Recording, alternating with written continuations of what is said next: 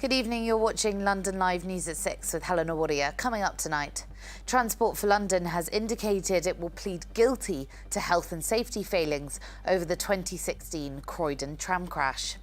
The cost of living crisis hits teaching assistants and school support staff, with 1 in 3 now saying they're looking to food banks to support them through the next few months. We'll be speaking with a teachers' union. We'll have an update on London's weather in the next 10 minutes. Plus, our resident art critic, James Nichols, will be running us through the best exhibitions to see in the capital this week, including works from Botticelli to David Hockney. And stars from the world of film, music and fashion lined the blue carpet at the Saatchi Gallery for an exhibition by Tiffany's. We'll be hearing from Florence Pugh and Bridgerton's Nicola Coughlan. First tonight, though, Transport for London has indicated it will plead guilty to health and safety failings over the 2016 tram crash in South London. 7 passengers died and over 50 were injured when the tram derailed in Croydon on the 9th of November 2016.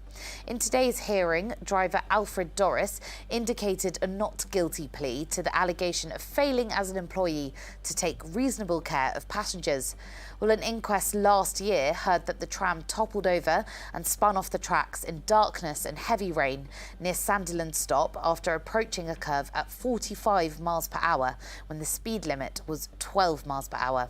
Well, following the hearing, TfL said that its indication of a guilty plea would enable court proceedings to come to a conclusion as quickly as possible. Well, Tram Operations Limited also indicated it will plead guilty to health and safety failings. The Mayor of London has written to the Transport Secretary Grant Shapps warning that bus and tube cuts are on the way unless a long-term funding deal for the capital's transport network is agreed with the government.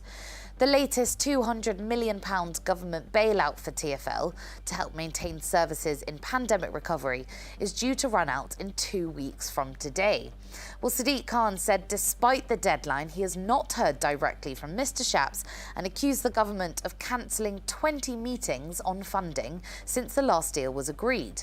Well, a spokesperson for the Department for Transport said officials have been meeting with TfL on a regular basis after committing to explore a long-term settlement, and accused the mayor of refusing to take responsibility and fulfil his promise of making TfL financially stable.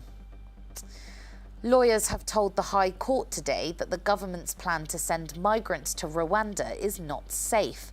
Under Home Secretary Priti Patel's plans, up to 130 people have been notified they could be removed on the first flight, which is due to take off on Tuesday. However, migrants, campaign groups and a union have asked judges to block the upcoming deportation flight. The first stage of action began today, including groups such as Care for Calais and Detention Action, who are challenging the policy on behalf of everyone affected.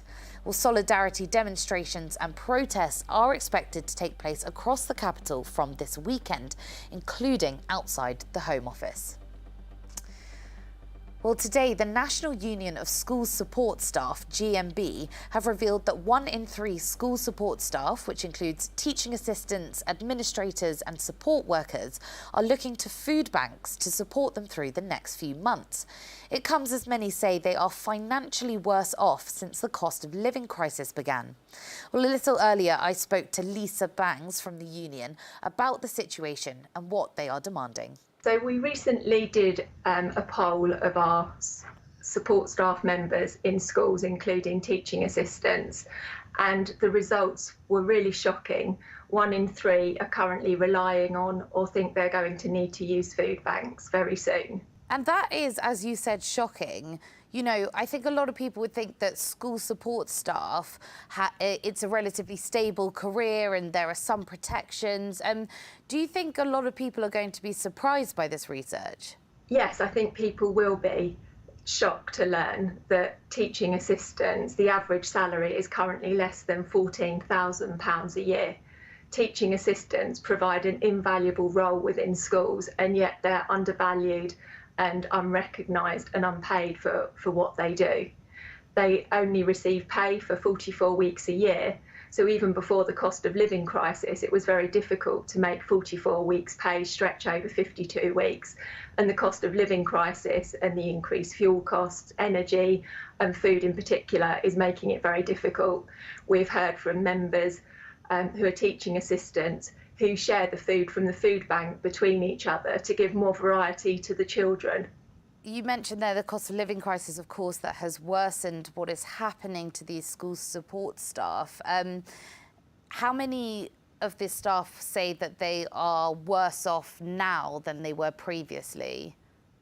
So 81% of our members are financially worse off this year than they were last year. And this cost of living crisis is only getting worse. And it really affects morale. Our members are telling us that they feel undervalued, they feel put upon, and it's really destroying their morale that they can't afford to put food on the table for their families. There was mums telling us that if they could get a free school meal, it would make the difference to their family because they could skip their evening meal and that would mean that there would be more food available for their children in the evening. These are really sad stories. It's a very sad reflection that key workers who have done so much, you know, the past 2 years, they worked in schools on the front line throughout the pandemic, looking after our most vulnerable children.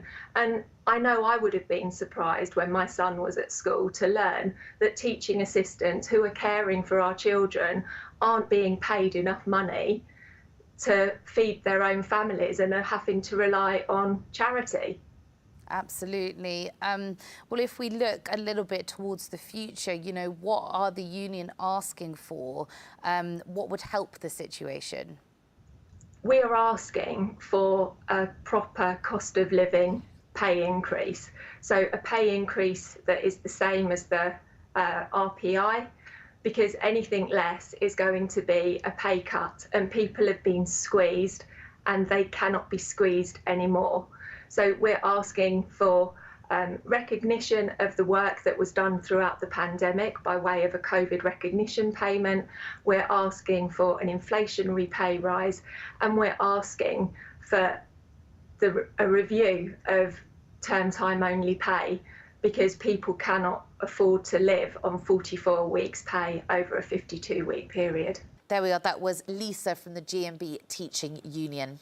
Well, talking about the cost of living, after news that the cost of filling up a tank in an average family car now exceeds £100, today the most expensive places in the capital to fill up have been revealed.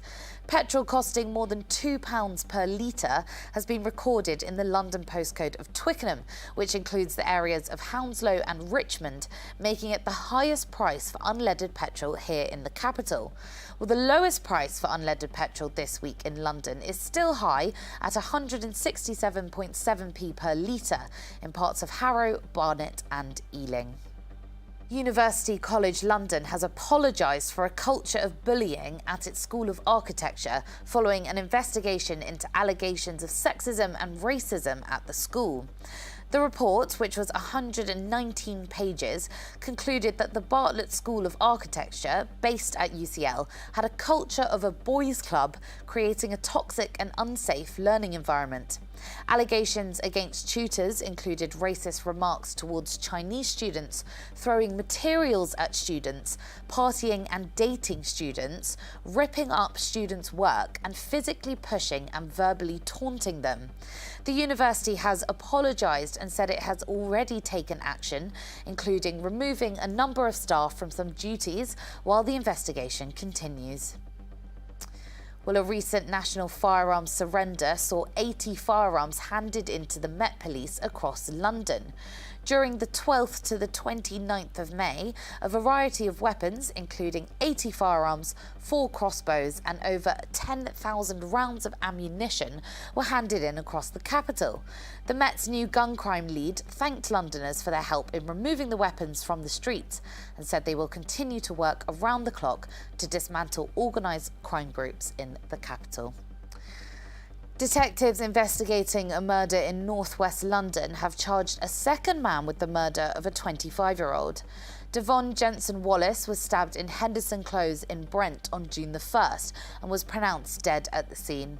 24-year-old Lamar Grant was today charged with his murder and the possession of an offensive weapon. He joins 30-year-old Jamal Grant, who was also charged. A third man in his 50s was arrested on suspicion of assisting an offender and bailed pending further inquiries. Right, time for a look at London's weather now, and it is looking very promising. It's staying warm and dry overnight with average temperatures of 12 degrees. Saturday will see a dry morning with some sunny intervals throughout the day with highs of 22 degrees. Looking ahead, Sunday and Monday are much of the same, light cloud and sunny intervals with temperatures still in the low 20s. Well, just before the break, let's bring you this. TV presenter Brenda Edwards has met with Prince Charles at Buckingham Palace to attend a celebration of the people of the Commonwealth in the UK. The Loose Women panellist announced earlier this week that her son, music entrepreneur Jamal Edwards, died from cardiac arrhythmia caused by having taken recreational drugs in February this year. Well, Brenda could be seen wearing a bracelet with Jamal's name on it as she shook hands with Prince Charles. Well, among other Londoners to attend was Arsenal footballer Bukayo Saka, who missed training to meet with the royal. Right, it's time for a break now, but when we come back, John Johnston from Politics Home will be here to run us through this week in Westminster. We'll be talking about the next steps after the vote of no confidence in Boris Johnson. See you soon.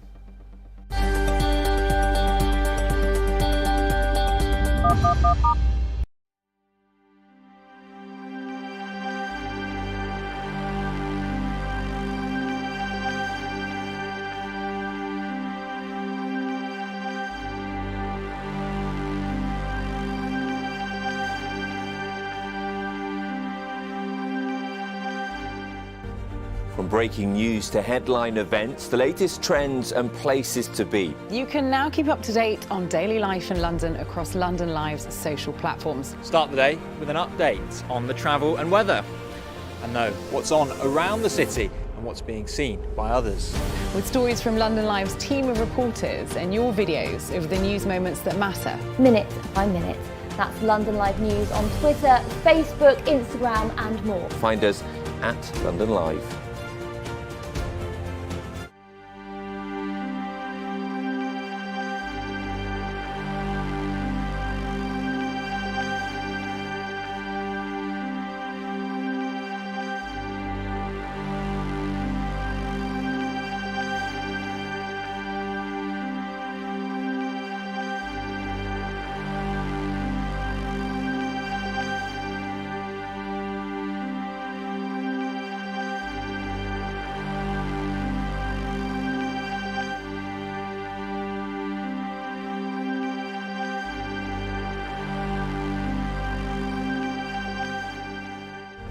From breaking news to headline events, the latest trends and places to be. You can now keep up to date on daily life in London across London Live's social platforms. Start the day with an update on the travel and weather, and know what's on around the city and what's being seen by others.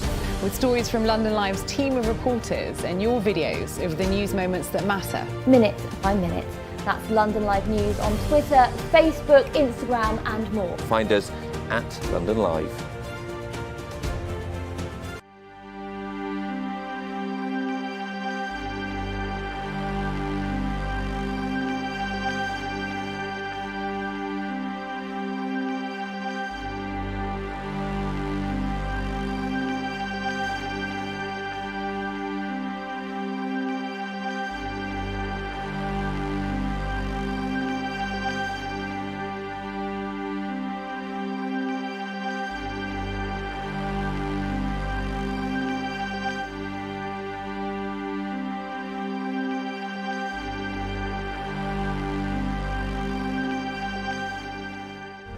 From breaking news to headline events, the latest trends and places to be. You can now keep up to date on daily life in London across London Live's social platforms. Start the day with an update on the travel and weather, and know what's on around the city and what's being seen by others. With stories from London Live's team of reporters and your videos of the news moments that matter. Minute by minute. That's London Live News on Twitter, Facebook, Instagram and more. Find us at London Live.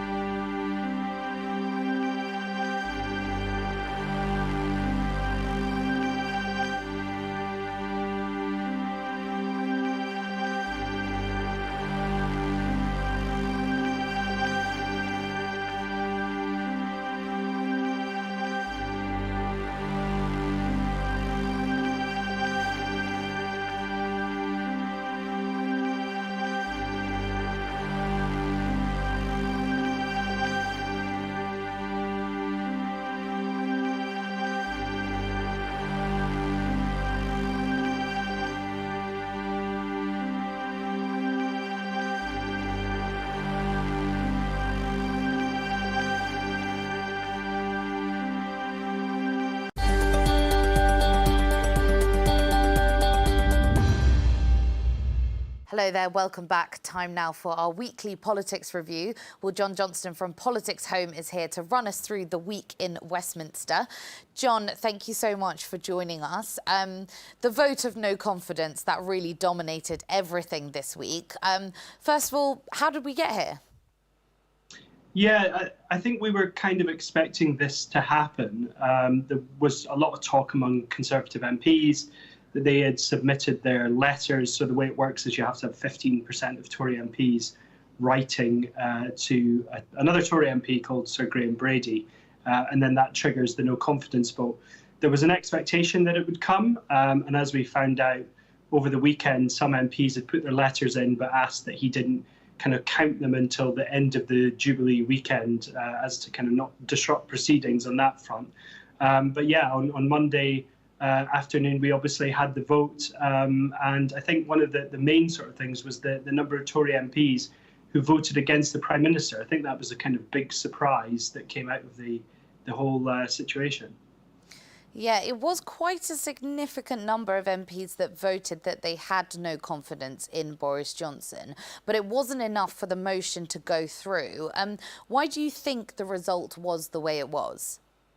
Yeah, I think the numbers were surprising. They were still a lot higher than I think the kind of anti-Boris MPs were expecting, and certainly higher than the government were expecting as well. One of the interesting things about it, I think, was the broad range of Tory MPs who kind of were criticising the Prime Minister. They were from across the party. Even some of those who really backed him over Brexit were now coming out and voting against him. I think that also had a big impact on the result, because there wasn't really a clear successor. Often when there's one of these no confidence votes, there's maybe one or two very obvious people that the party might look to take over, and that was missing. And I think that probably had a bit of an impact on some other MPs who may not be particularly happy with Boris Johnson, but don't really want the chaos of a wide open leadership contest to be happening at the moment when so many other things are kind of on the government's agenda. Absolutely. Well, let's talk about some of those other things. You know, Mr. Johnson has seemingly survived this vote of no confidence, but what other risks are there ahead for the Prime Minister?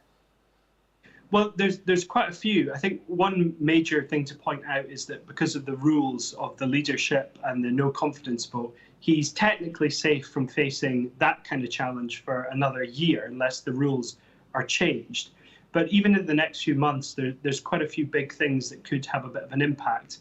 I think first is there's two by-elections happening later this month that are kind of expected to not go the Conservatives' way. They're both currently or were Tory-held seats, but it looks increasingly likely that the Labour will win one of them and the Lib Dems will win another. One of Boris Johnson's big strengths among MPs is he's seen as an electoral asset. He delivered this big majority in 2019, and as long as he can continue to do that or perceive to do that, he could remain safe. If they lose these two seats, no matter the circumstances, I think that's going to put the pressure on him quite significantly. Then we also obviously have the cost of living crisis. There's a lot of people unhappy with the government's response to that. So all of these things kind of running away in the background that could sort of trigger other efforts to unseat him. Now, there can't be a vote, but we could possibly see cabinet resignations. We could see kind of more open criticism from Tory MPs if they lose those by-elections. So certainly the danger is not past yet. Absolutely. Well, finally, what is the Prime Minister focusing on now? You know, does he have a strategy to try and get things back on track? Yeah, we've seen already this week the Prime Minister trying to kind of come out swinging, saying that he's not going anywhere. He's made some announcements on housing, obviously seen amongst voters as a really big issue. So they're kind of proposing some changes around housing and house building. There's planned speeches on energy, on childcare, on various different things. Really him trying to reset the agenda. You know, it's very difficult for him though, because they're obviously we're in a cost of living crisis. The government spending is coming under a lot of scrutiny. A lot of Tory MPs unhappy with how much money is being spent by the Treasury in supporting people and the knock-on effects that could have on the economy. So he's still in a really difficult spot. We could also possibly see a reshuffle, some ministers moved around, but by doing that, he also increases the risk that some of those who are maybe moved to different positions or kicked out the government could really galvanise support among other Tory MPs to try and get rid of him. So it's a bit of a minefield now for him. I think his main priority is trying to kind of force the agenda by coming up with lots of new policy ideas to stop people from talking about the kind of open warfare within his party. Absolutely. Well, John Johnston from Politics Home, thank you so much for joining us for the roundup of the week in Westminster. There we are. That was John Johnston. Now, let's look at this next item. If you're a Londoner, you've most likely spotted the subject of our next piece out and about in the city. A new book has been released displaying photos of red foxes in the wild. Called Fox, Neighbour, Villain, Icon, 3 photographers want to change the way the species is seen in the UK from pest to friend. Well, Henry spoke to Matt Marin, who took photos of the animal here in the capital.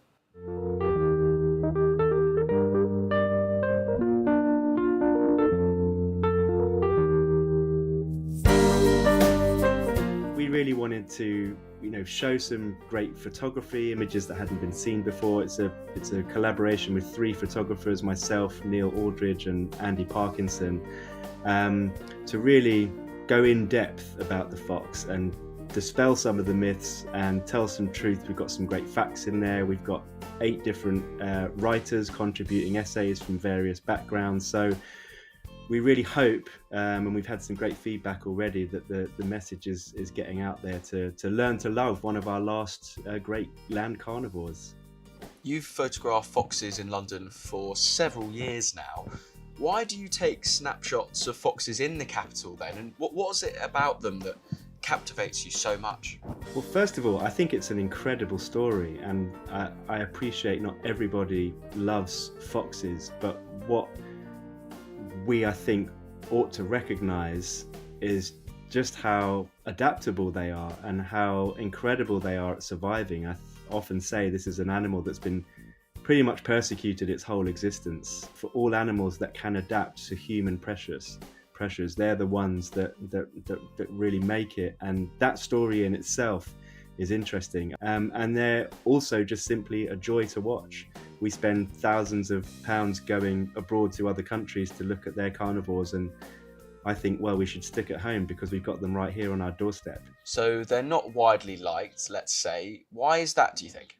So I think a lot of misinformation has been peddled through the press to make a good story about foxes, and unfortunately a lot of people believe that stuff. And I think we also have an inherent fear of carnivores, basically animals with sharp teeth, and there's an unpredictability about that. Will this fox come and attack me? Will it attack my child? Will it attack my cat? And the truth is that they will run away from you. What we're trying to do is unlearn all of that information and present truths about these animals that are already have such a struggle to survive. Let's talk about the pictures in the book then. There's one with a fox next to a graffiti work of a fox on a wall, for example. Do you stay in one location for hours on end, or do you wander around? Or I imagine it's probably a mix of both, because for something like that to happen, the chances are so small and would take ages. Yeah, that's a great question, and the answer is a bit of both. There's a lot of waiting in one location and kind of wandering around. That photo was mine, and it was many months in the making. Once I'd seen that wonderful stencil by an artist called Stewie, I thought, wow, this would be a great opportunity to try and get a live fox next to it. And I had many failed attempts. They did often trot past it. I tried at night time with flash, it didn't quite work. But because I was going back over and over again and revisiting locations, or the same location, that gave me the upper hand when it finally did walk in the direction that I wanted to. I'd already been there so often and known the settings to use, known my composition. So when it happened, I was so thrilled that I executed it well, and it featured in the Wildlife Photographer of the Year. It was my first award in that competition, so definitely one of my most pleasing wildlife photography moments and one of my best known pictures. You also got some footage. You also got some great footage along with Neil and Andy. I imagine it must have been so difficult to whittle down all your works to just a select few. Yeah, that's why we hired an editor. So our great friend and brilliant photo editor Keith Wilson, he was in charge of, essentially we gave him probably up to 1,000 images. We all, when we got together to do this project, we'd already collectively spent 20 years in the field, so we had thousands of images, and then we sent him our best selection. From that, he weaved the narrative. It was up to him to define the chapters, how this story was going to work. Of course, we all had many meetings and chipped in, but ultimately it was his decision, which was good. It took that out of our hands, and there were a few battles, but in the end, that's great. You have to make a case for what image goes on what page and why. And so working with him was a real treat, actually. There we are, that was the photographer Matt Marin, and that book is out now. You're watching London Live News with Helena Warrior, a reminder of our top story coming up after the break. Plus, London Live's art critic James Nichols will be bringing us the art review. He's visited the Tate Britain and the Serpentine Pavilion, among many more. See you soon.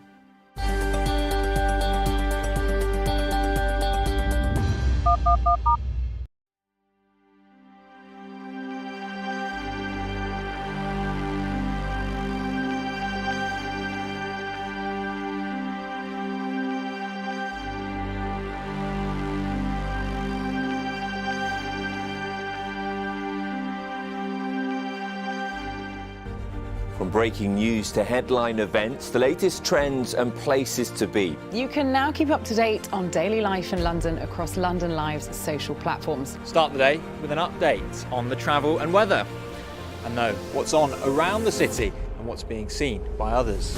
With stories from London Live's team of reporters and your videos of the news moments that matter. Minute by minute. That's London Live News on Twitter, Facebook, Instagram and more. Find us at London Live.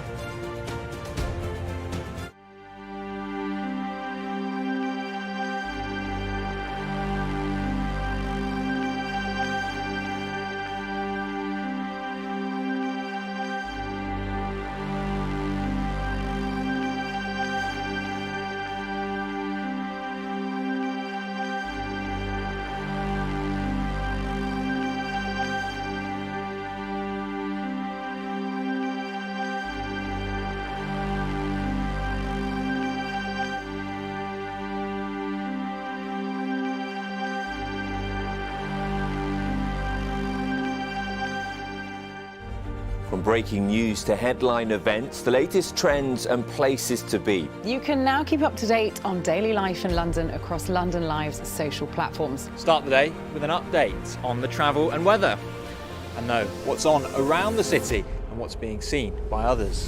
With stories from London Live's team of reporters and your videos of the news moments that matter. Minute by minute. That's London Live News on Twitter, Facebook, Instagram and more. Find us at London Live.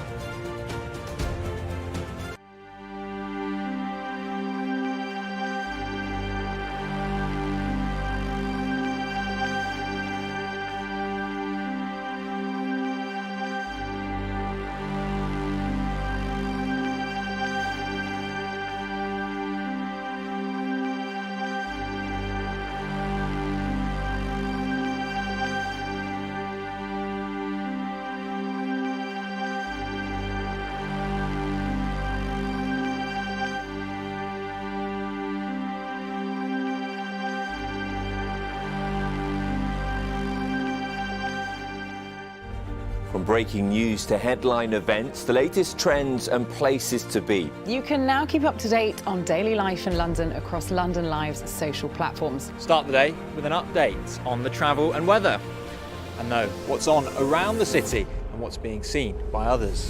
With stories from London Live's team of reporters and your videos of the news moments that matter. Minute by minute. That's London Live News on Twitter, Facebook, Instagram and more. Find us at London Live.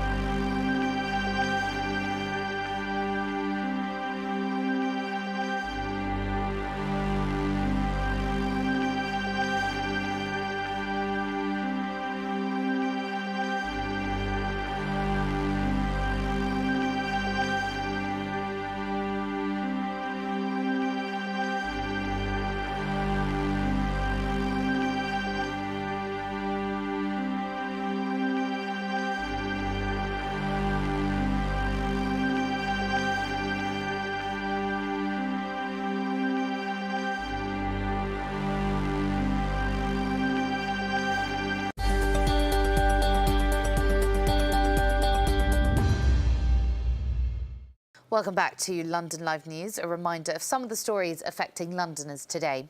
Transport for London has indicated it will plead guilty to health and safety failings over the 2016 tram crash in South London. 7 passengers died and over 50 were injured when the tram derailed in Croydon on the 9th of November 2016. In today's hearing, driver Alfred Doris indicated a not guilty plea to the allegation of failing as an employee to take reasonable care of passengers.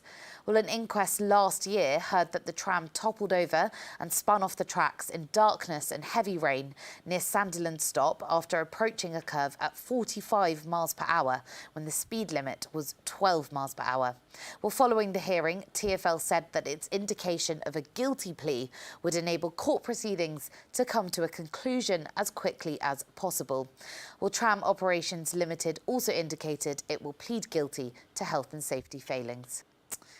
The Mayor of London has written to the Transport Secretary Grant Shapps warning that bus and tube cuts are on the way unless a long-term funding deal for the capital's transport network is agreed with the government. The latest £200 million government bailout for TfL to help maintain services in pandemic recovery is due to run out in 2 weeks from today. Well, Sadiq Khan said despite the deadline, he has not heard directly from Mr Shapps and accused the government of cancelling 20 meetings on funding since the last deal was agreed. Well, a spokesperson for the Department for Transport said officials have been meeting with TfL on a regular basis after committing to explore a long-term settlement and accused the mayor of refusing to take responsibility and fulfil his promise of making TfL financially stable.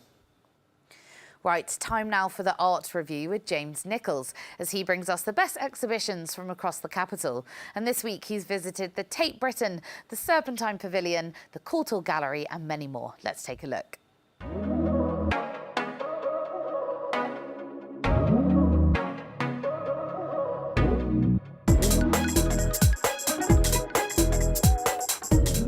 Hello and welcome to the Art Review. I'm James Nichols and here are my top 4 exhibitions for you to see in London to enjoy. Let's start with Walter Sickert at the Tate Britain. Sickert was provocative, disruptive, a game changer of his time for the British art scene and a one-time suspect of being Jack the Ripper. He was a master of self-invention, transforming how everyday life was captured on canvas. The German-born British painter was a member of the Camden Town group of post-impressionist artists in the early 20th century London. an eccentric who favoured ordinary people and urban scenes as his subjects in the mid to late 20th century.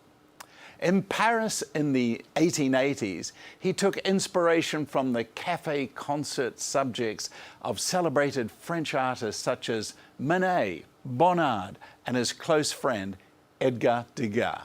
People were scandalised by Sickert's reoccurring interest in sexually provocative themes. Walter Sickert revolutionised the traditional genres of paintings in ways that changed the course of British art. Walter Sickert exhibition is on at the Tate Britain until the 18th of September. Now for something different. Reframed, The Woman in the Window at the Dulwich Picture Gallery. This is the first exhibition of its kind and is one of art history's most enduring themes. Featuring over 50 artworks from ancient civilizations to present day, it includes work by fantastic artists such as Botticelli, Rembrandt, to David Hockney and Cindy Sherman. We are presented with a traditional artistic motive and how the simple aspect of a female figure and light through the glass places the viewer as an intruder, a witness, lover, or a voyeur. There is a combination of sculpture, painting, print, photography, film, and installation art.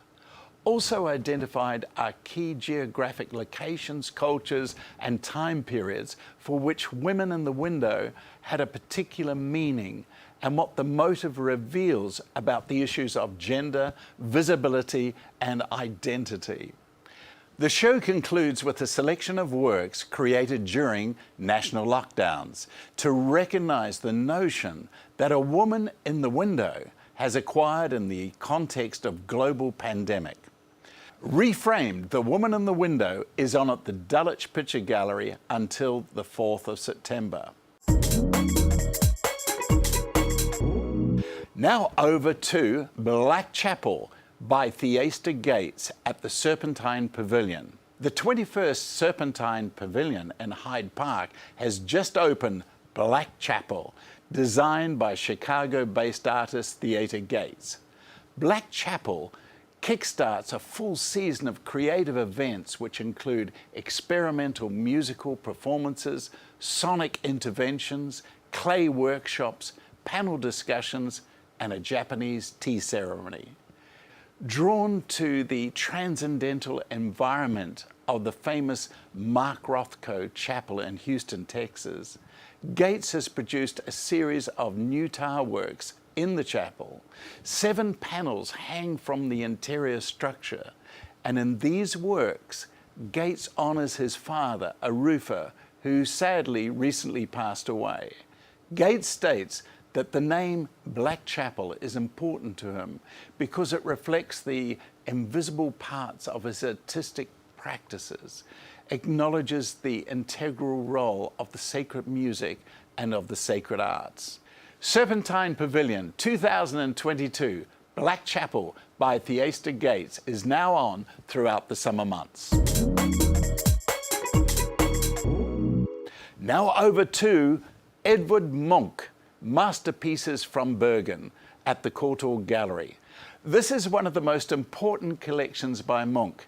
18 spectacular paintings are on show, loaned from the Code Art Museums in Bergen, Norway, home to one of the most important Munch collections in the world.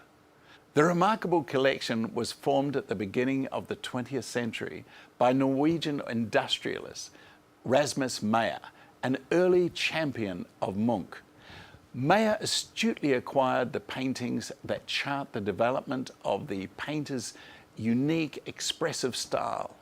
He was determined that the local people should have as good as a chance to look at the country's greatest living artist as anyone. After his death, Meyer's children donated his Munch collection to the city of Bergen. Following a nervous breakdown in 1908, Munch was admitted to a clinic where he began working in the vibrant, loose style that characterizes him and closes the exhibition. Edvard Munch, Masterpieces from Bergen, is on at the Courtauld Gallery until the 14th of September. There we are, that was James Nichols with the Art Review. Right, it's time for a final break now, but when we come back, stars from the world of film, music and fashion lined the blue carpet at the Saatchi Gallery last night for an exhibition from Tiffany. You'll hear from Florence Pugh and Bridgerton's Nicola Coughlan after the break.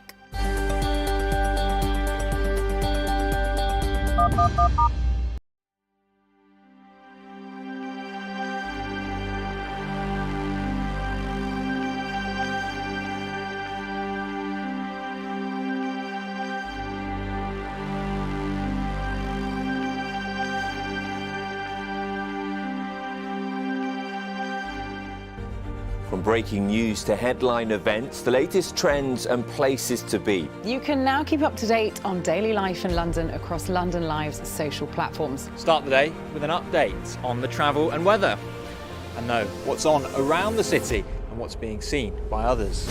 With stories from London Live's team of reporters and your videos of the news moments that matter. Minute by minute. That's London Live News on Twitter, Facebook, Instagram and more. Find us at London Live.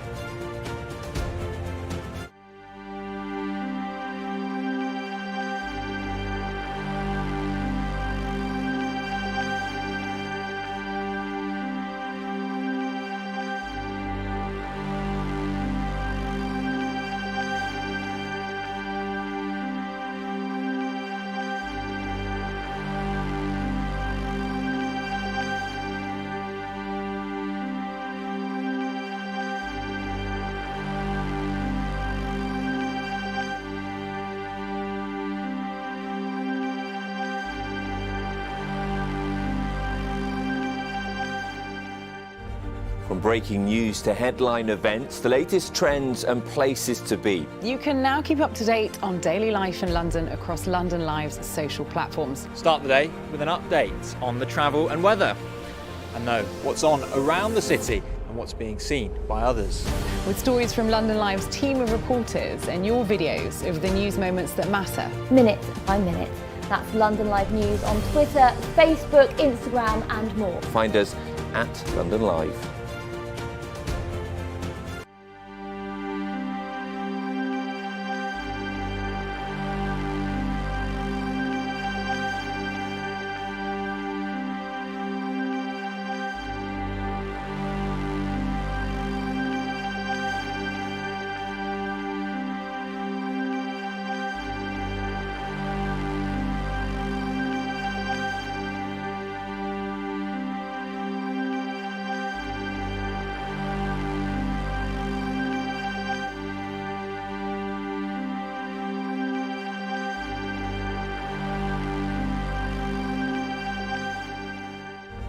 From breaking news to headline events, the latest trends and places to be. You can now keep up to date on daily life in London across London Live's social platforms. Start the day with an update on the travel and weather, and know what's on around the city and what's being seen by others.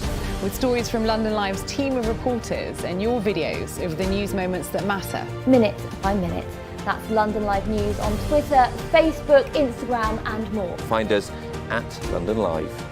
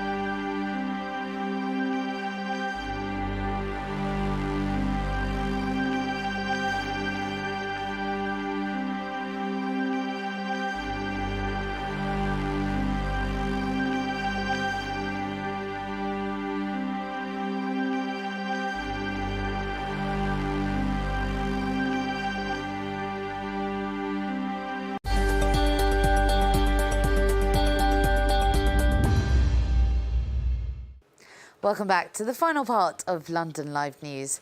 Now, stars from the world of film, music and fashion lined the blue carpet at the Saatchi Gallery last night for a new exhibition from the jewellery makers Tiffany & Co. Well, Florence Pugh, Nicola Coughlan and Normal People's Daisy Edgar-Jones were some of those who stopped to chat to Alicia at the grand opening.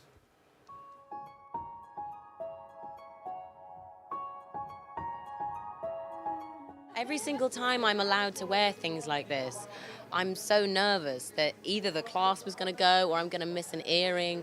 I think it's a huge luxury that we get to, A, play dress up behind camera and also play dress up on the carpet. And it's our responsibility to make sure it stays on, I think always, but it's always fun. Yeah, it must be absolutely terrifying. You've obviously got Don't Worry Darling coming out in a couple of months. What can you tell us about it? I can't tell you anything. Yeah, what can I tell you? It's very glamorous, and it was a joy to head into the hair and makeup trailer every single day, talking about stepping into a character and, wearing wonderful things and beautiful clothing. That was definitely a job where I admired the work of the hair and makeup and the costume department every single day. They did an amazing job. Looking at the trailer, it just looks like such an amazingly shot, beautiful film. Boutique, unbelievable. The way that everything looks delicious and golden, he's a gem. And working really closely with Harry Styles as well. How was that? Of course. Well, I think obviously everybody is going to be asking that question, but a total professional, and it was a great experience working together. You have to come with me to watch him at Wembley next week. Yeah, are you going? Oh my God, have an amazing time. I'm sure we'll put on a great show. Do you know all the songs? Of course, and the new album. Fantastic. Then you're good. You're laughing. I mean, they're just so iconic, as a house. It's so amazing to be able to wear them to red carpets, and, like the Tiffany diamond, I've seen pictures of Audrey Hepburn wearing it, so I feel so lucky to be able to wear their jewellery. There's lots of stuff coming up. We've got Where the Crawdads Sing coming up. Can you tell us anything about that? Yeah, I'm so excited for that to come out. It's kind of crazy. We finished filming this time last year, so yeah, I'm really excited for people to see it, and I really hope lovers of the book will love it as much as I love making it, and yeah, I'm just very excited. And of course, during lockdown, we had Normal People coming out, which was just the most huge success. Are you sick of it yet? Everyone talking about it? Do you know, I'm not. I'm not, because I love that show so much. It's sort of, I feel like it's where I kind of began, and it's my best friends who I made it with, and yeah, I'm so proud of it, endlessly proud. So I love talking about it, to be honest. I'm an old school Cold Feet fan. So you are? No way! Oh my God, that's amazing. I was just saying earlier, I think it's 128 carat diamonds that we're going to see in person. So yeah, very, very grateful to be here and to see it in person and to learn about the origin of Tiffany. Yeah. Such an amazing brand, isn't it? For you at the moment, work-wise, what are you working on? What's coming up? Well, I'm standing next to the leading lady for season 3 of Bridgerton. Nicola plays Lady Whistledown, Penelope in Bridgerton, and I play Kate. So we're continuing with season 3, and there's many different exciting projects, both in film and fashion, that I'm very excited to announce. So we're prepping for Bridgerton season 3. I just got the first script today, so it was very exciting to read it. We're filming starting in a couple of weeks, and lots of costume fittings, and yeah, getting back in the corset after after a few months off. Yeah. I suppose you can't tell me anything at all about it. It's about love. It's exciting. I think Colin and Penelope are both due a glow up this year, and I had one costume that I put it on and it made me tear up because it was like, whoa, it's major. John Glazer's our costume designer this year. He was with us on season 1. He's going back as head designer, and he is a true genius. And Jess Brownell, our new showrunner, is amazing. So I think people are going to be very excited, yeah. We've got something very random in common. As far as I know, we both went to Oxford School of Drama. Is that right? God, did you? And I did the foundation. Oh my gosh! Feels like a lifetime ago. I know, the foundation course. We're like the lowly students, not on the full-time course. We're like desperate to get into drama school. Look at us now. Yeah. Look at us now, foundation course. Yeah. We did it. Hello, Oxford. Hello, Oxford. That's amazing. I know, it's so funny. But I was reading it. How far do you feel like drama school, I know you did other training as well, how beneficial do you feel like that has been to your career? I think it's been massively beneficial to me, but I don't think everyone has to go. I certainly felt when I was younger, like, you have to do it. You really, really don't. Because on Bridgerton, you have people that come from a theatre background. Claudia Jessie came from a comedy background. And it's also really costly. Like, I was in debt from drama school. I didn't just have the money to go. And some people do, but most people don't. So for me, it was definitely a real benefit, and I learned a lot. But also, you know, in any industry, you keep learning as you go, and you learn on jobs, and getting on a set is very different to being in a drama school environment. And yeah, so the learning keeps going, but I loved it. It's just classic, beautiful jewelry. I've been wearing Tiffany since I was a baby, and I had a, Tiffany piggy bank when I was little, and I still have it to this day. It's in my room back in New Jersey. And so to be here is such a beautiful full circle moment. Tiffany has jeweled me for my first Oscars, when I performed at the Grammys. It's just such a really nice to be here celebrating them because they've always celebrated me. And you're here in London for a while at the moment. How are you finding being here? Oh my gosh. Well, I haven't seen much of it because I don't really leave my house much because of COVID, and I'm very try to be safe for our production. And even tonight I'll be in my mask indoors. But I've loved it. I've seen a lot of beautiful West End shows. I just saw Back to the Future and I loved it. Literally what I was about to ask you, a fellow massive theatre fan. Anything else that you've seen while you've been here? I saw Eddie Redmayne in Cabaret with Jessie Buckley. That was beautiful. I saw Les Mis, Phantom of the Opera, Come From Away, Back to the Future.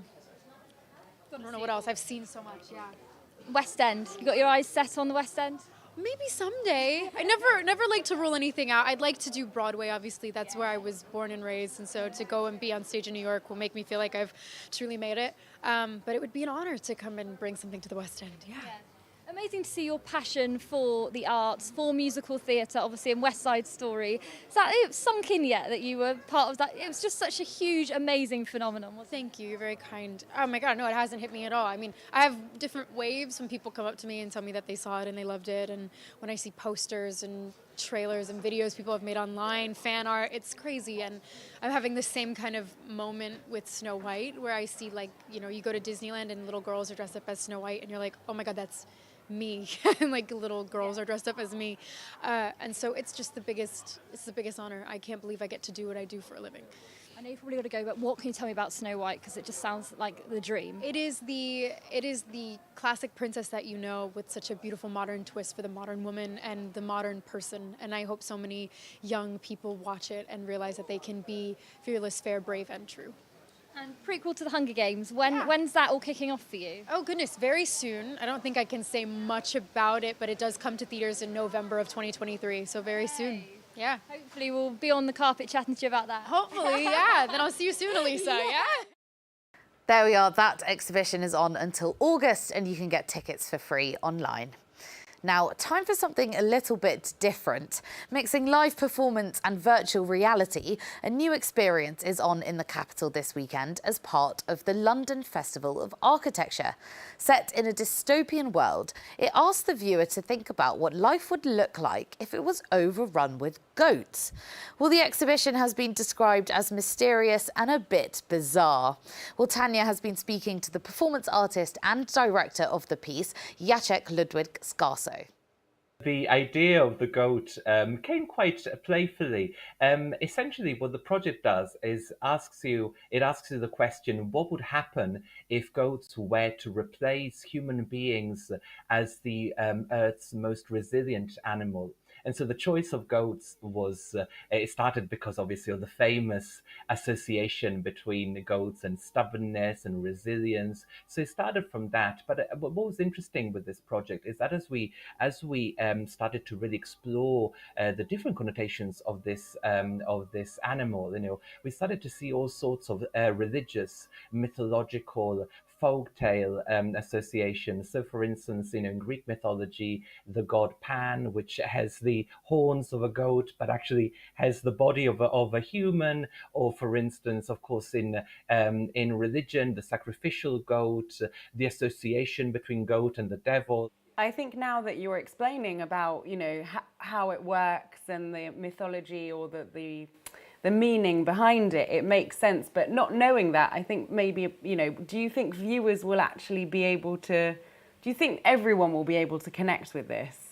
For us, one of the things that's very important with these projects is that they should have lots of different levels of entry. So they should be really enjoyed by the broader public. So so very much, from children to adults, from specialists to just people who just want to try out something different.